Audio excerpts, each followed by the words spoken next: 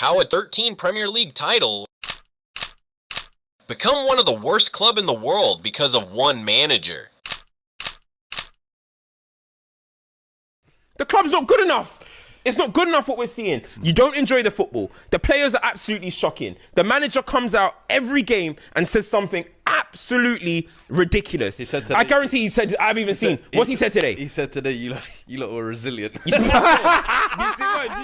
Erik Ten Hag, a manager who almost destroyed Manchester United with his poor signing and poor tactics, and claimed that he has plan for everything. We have a good defending line, control and dictate the game even more. But and they have to bring that in the dressing room.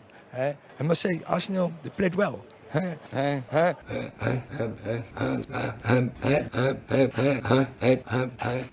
How does a manager who had a potential to change Manchester United end up destroying the club? What was the reason behind all of that? Is it the tactics? Is it players? Or there is something else that we can't see? In today's video, we will talk about how and why did Erik Ten Hag failed in Manchester United.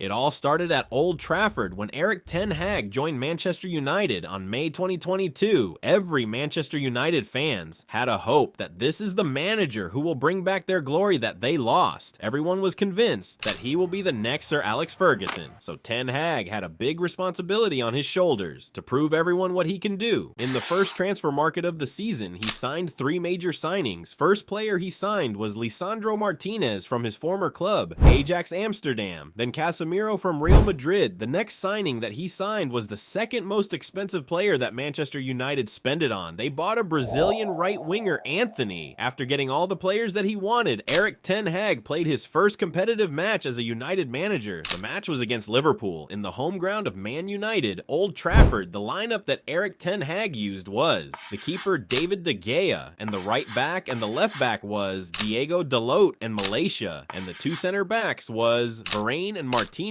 and the 3 midfielders were McTominay, Eriksen, and Bruno Fernandes, and the wingers were Elanga and Sancho. And in the striker, he had 2 options, to put Cristiano Ronaldo or Rashford. Erik Ten Hag decided to put Rashford. It was a controversial choice to pick a young player with less experience than a highly experienced player. That decision affected the relation between Cristiano Ronaldo and Erik Ten Hag. Despite all of that, Manchester United managed to win the match with the score 2-1, and the player who scored was Rashford. He also got the man of the match. With all of this, Erik Ten Hag was going in a right direction, but Erik Ten Hag was still benching Cristiano Ronaldo most of the matches. Because of that, Cristiano Ronaldo couldn't hold it in and let the anger out in the interview with Piers Morgan.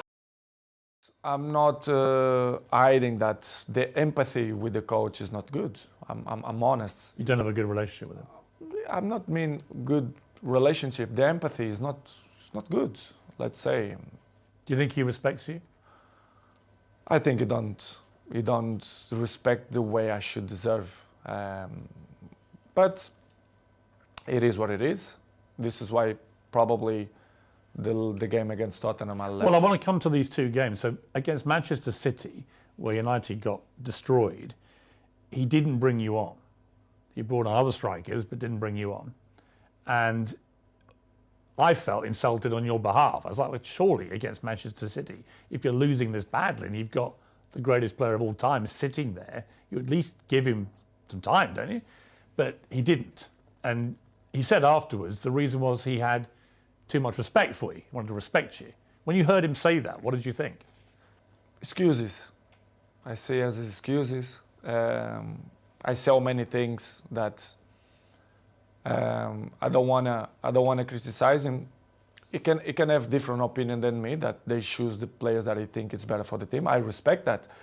But the excuses all the time, you know, the excuses have short legs. You cannot excuse all the time, which is things that don't make sense. Okay, you don't put me against Manchester City because of respect of your career, and you want to put me 3 minutes The officials of Manchester United was not happy of Cristiano's statement, so they decided to kick Ronaldo from Manchester, and Erik Ten Hag was so mad at him because what he said at that interview. Despite all of that, Man United managed to get in third in the table. All because of Ten Hag, it was going great for him. He finished at third place in Premier League. Before Ten Hag, they were sixth in the league. We can see how of a big impact Ten Hag made, and managed to qualify them for the Champions League. Everything was going great for Manchester United until Erik Ten Hag showed his evil intentions.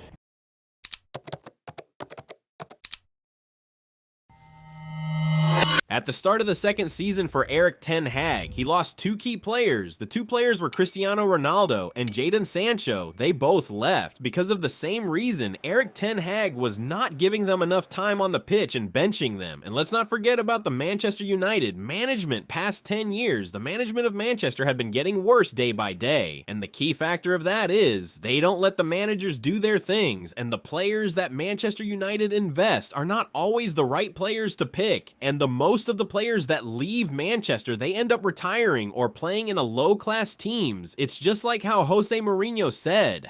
Otamendi, Kevin De Bruyne, Fernandinho, Silva, Sterling, Aguero.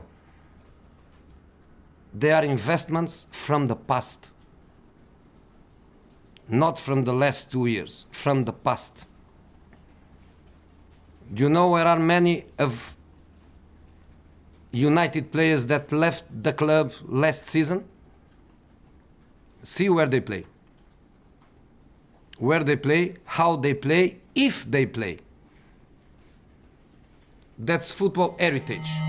The second season of Erik Ten Hag in Man United, he finished at 8th in the Premier League and lost the Champions League in the group stage. Can't believe a manager that finished at the 3rd in his first season now struggling for top 4. From there, the downfall of Erik Ten Hag started. In his last match for United against West Ham, he had to win the match at any cost, where if he lost the match, he would get sacked. Unfortunately, he lost the match, and Manchester United officials were forced to kick him out of the club. United decided to sign a 39-year-old Portuguese manager, Ruben Amorim, from Lisbon Sporting. Tell us in the comments below, will Amorim succeeded in Man United, or he will also get kicked out like Erik Ten Hag? That's it for today's video. Please don't forget to like, share, and subscribe. We will see you in the next video. Peace.